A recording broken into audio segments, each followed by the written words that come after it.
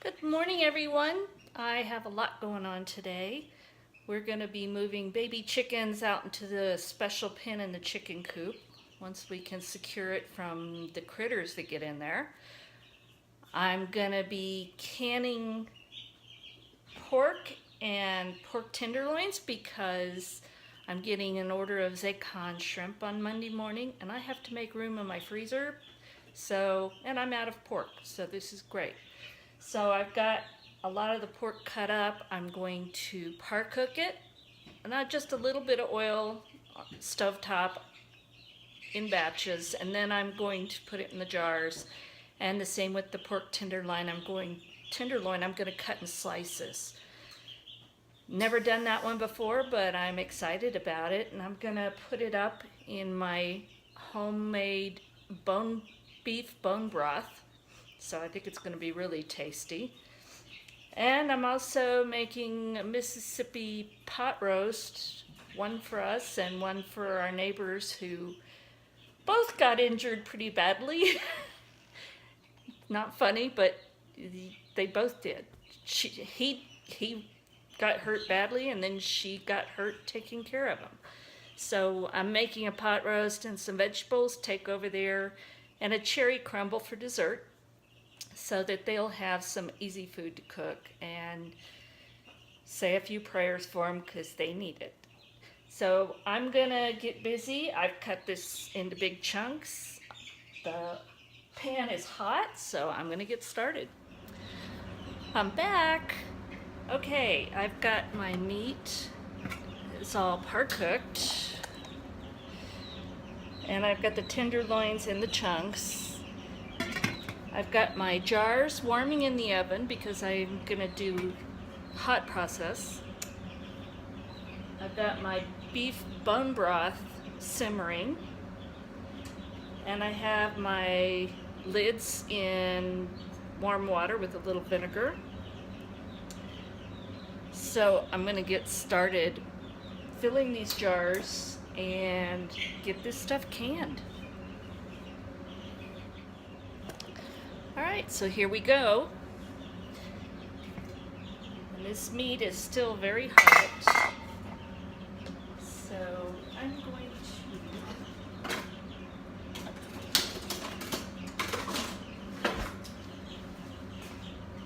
going to start with the tenderloins. I think I'll start with small pieces at the bottom of the jar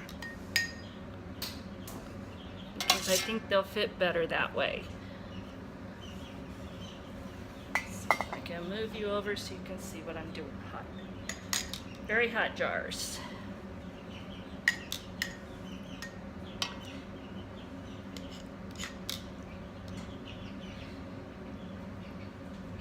And I think that's all that's going to fit there. And I really should use my funnel for this. I thought it would be easier this way because of the mouth of that, but I think I need to use the funnel. We'll see how that works because some of these tenderloin chunks are pretty large.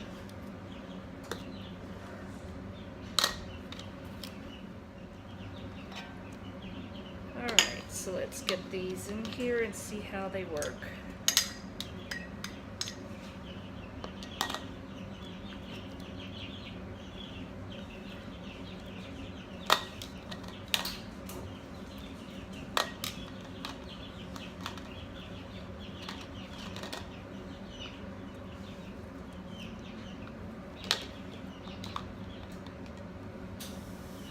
Yeah, this tends to break them up a little bit into the two pieces, but I think I'm just going to do it without, and then I can clean the jar well afterwards. I need another piece.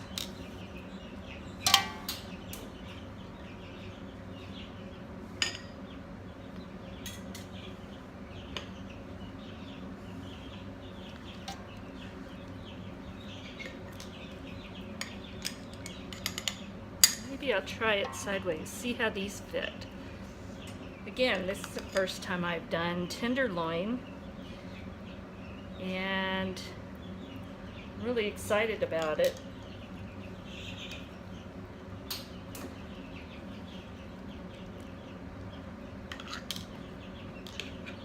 think that works better. I just have to clean the jars well when I'm done.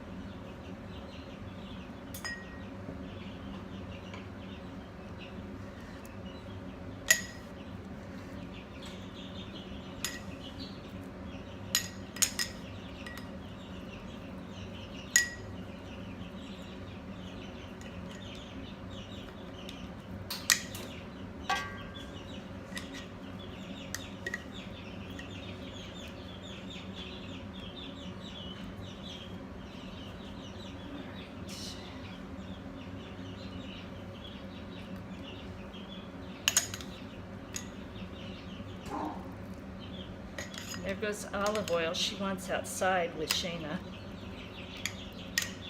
Take me for a walk.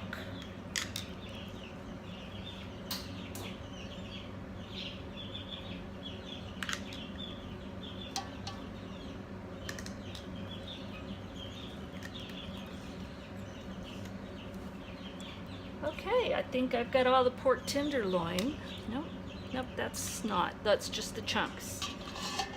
So I'm going to fill these jars with the bone broth and clean them up, and then I'll put them in the canner.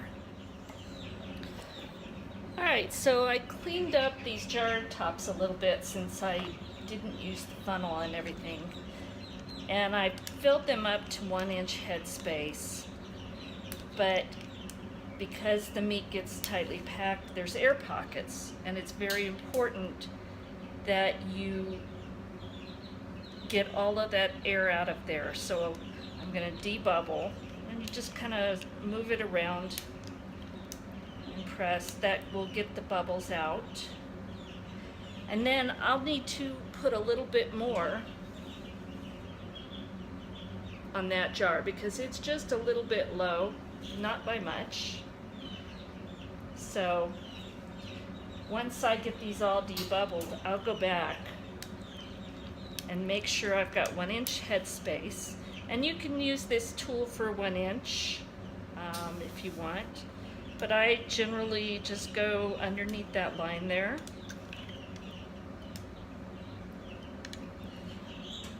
So yes, all of these are going to need a little bit more.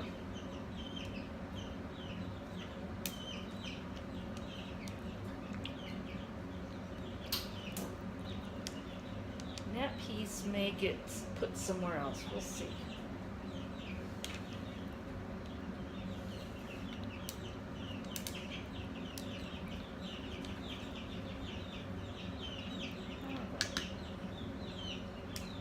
One more. And because these are big pieces, I'm also going to turn them around and look at them carefully and make sure that I've got all the pockets of air out, because I did see some as I was filling the broth. So I'm going to go back now, maybe rearrange a little bit and top off that, and then we'll clean the jars. Alright, I'm going to now wipe off the lid, the rims, so that I can put the lids on them. And if you're not familiar with the canning process, and if you're a new canner,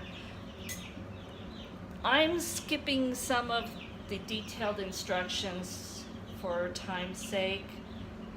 I may go back and make one, but I know that there's several really good ones out there, including Linda's Pantry, that have very detailed instructions. So if you're new to this, always research as much as possible first.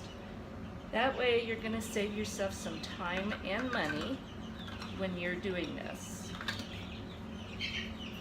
So I use my little lid lifter, taking them out of the hot water. I've cleaned off the rims with water and vinegar, and now I'm finger tight.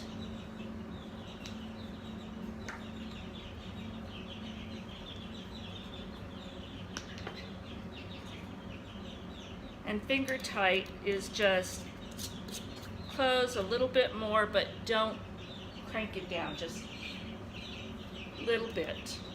And I'll be putting these in the canner, which has pretty warm water. It's not boiling and it's not cold. So I'm putting them in there as I go.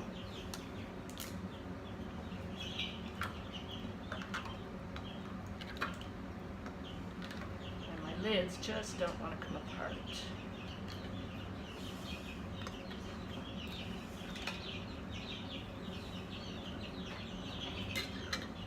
And I've checked the rims of my jars. I inspected them first when I washed them. And then I ran my fingertip around the rim just to make sure that there's no nicks or anything that could cause it to not seal.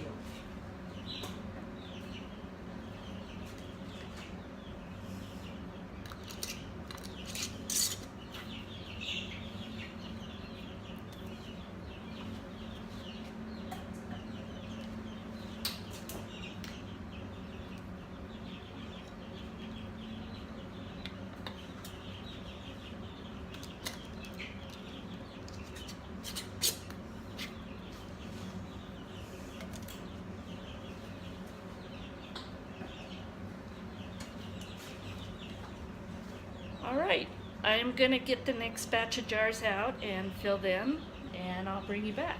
So I have 13 jars that I got from the pork tenderloin and the pork sirloin roast that I cut up. And generally you get about 1 pint for 1 pound, give or take, but in general that's what you're gonna get. So I've got about 13 pounds of meat in here. Everything was hot, the meat was hot, the bone broth was hot, and the canner was hot with water, not boiling, just hot water in it already. So everything stays consistent. You don't have any temperature shock, and it's all gonna be good. So I've got my jars in here. Got 7 on the bottom and 6 on the top with the separator in between. And I'm gonna close this up, turn the heat up, and let it come to a full stream of steam coming out the top. And I'll show you when that happens. So right now I'm gonna get the lid on this thing.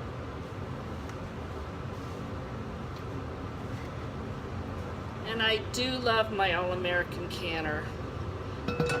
I actually have 2. I've got the 921, which is this one. And then I have the 930, which is up here. It's big. But I didn't need it for this, so it doesn't make sense to heat it and the extra time involved. So with the All-American, there's no gasket. It's metal on metal. I did put a very light coating of oil around the rim. And when you put the lid on, you line up the notches and the arrow, and then you take opposite sides. And you don't really tighten them the first time, because what you want to do is you want to level the lid. You want to have about the same amount of space on all of these. Sometimes it's a little tricky. This isn't too bad. That works. So opposite sides, bring the knobs up, just lightly at first, and then go back, doing opposites. And that clamps down the lid. It creates a seal that allows you to have the pressure, but it's also doing it evenly so you don't have anywhere for pressure to escape. Okay, so I'm gonna turn the heat up to this on this, and in a little while it'll start to steam, but I'm gonna wait until it's a really steady stream, and at that point I'm gonna time it for 10 minutes. So I will bring you back when I'm about to put the weight, about to let it time for 10 minutes, and then after it vents for 10 minutes, I'm going to put the weight on at 15 pounds of pressure because I'm at high altitude. You need to check your altitude to see what pressure that you need to do this. And these are going to pressure can for 75 minutes because they're pints. If they were quarts or pint and a halves even, you would go 90 minutes after it reaches pressure. So I'm going to turn this off and wait for this to come up, and then I will bring you back. Okay, you can't see it well because there's so much light in the kitchen. So I'm going to hold this piece of paper up and maybe you can see it's steady streams of heat. So I am going to put the weight on at 15 pounds pressure, and I'm going to let that come up to the 15, and it usually settles at around 13 and a half on the gauge, which is actually, if I were doing it by gauge, that's about what I would do. So I'm going to put the 15-pound weight on carefully.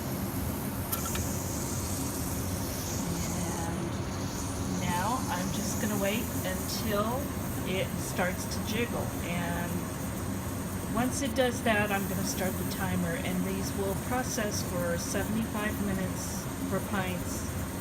If you were doing quarts, it would be 90 minutes. Okay, so this has processed for 75 minutes, and I just turned the fire off. Now I'm going to walk away, and I'm going to let this just very slowly come down until it's 0 pressure. I don't want any pressure remaining in the canner. And once I'm sure that that's the case, I will remove the weight and open up the handles and let it just sit for another 5 to 10 minutes. So we'll be back. I have now let this sit. Oh, it's probably been an hour and a half, about. I let it come completely down to 0. Then I waited a little bit longer because I wanted to make sure it had completely, all the pressure was gone. Then I took off the weight and loosened all of the handles here so that there was no longer pressure, and then I let it sit about another 5 to 10 minutes because I don't want to shock these. I want them to gradually come down in temperature, and I didn't want them to evacuate any of the liquids. So I've just been very patient letting it sit. So now I'm going to take these out of the canner and put them on a cloth on the countertop, and I'm going to leave them there for probably a full 24 hours, ping, and then I will check the seals, I will clean the jars and label them, but I'll show you how these look once I get them out of the canner. Well, here they are.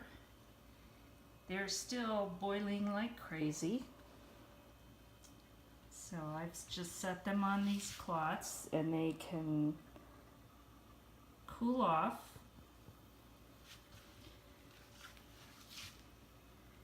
These are the pork tenderloin on the right, and these are all the chunks of pork sirloin. So anyway, we're going to let them sit. Like I said, probably 24 hours. They might be done earlier. But we'll be patient, and then tomorrow we'll check them. We will make sure they're sealed. We will clean the jars well, and we're going to label them. So thanks for tagging along. Well, the babies got moved to their new spot today. They're finally out of my kitchen. It's really quiet in the house for a change. They were born on July 7th, and today's the 29th. So they're not very old. They're about 3 weeks. but they're growing so fast we couldn't keep them in the bins anymore. So now they're out here and they have a little more room, and we'll see how they do. And you are not real smart. Get your head inside the wire. That's not food. They're not the brightest, but they're cute. And this is day 2 for the babies. And we have had some runaways. They were captured. Apparently they got through those little holes because they want to get out and check out the world. What? I don't have anything for you. No. No, I don't. You got food. You made a mess with it, but you got food. You got water. You made a mess of that too. They are 3 weeks old. These guys have gotten so big so fast. That's what happens when you incubate them or hatch them at home. No stress. They grow really fast. Yeah, y'all are listening. Yes, you are. I hope you enjoyed the canning video and the update on the baby chickens. If you like this video, please give me a thumbs up, and if you aren't a subscriber, please subscribe and comment below. Let me know what you think. Thanks for watching.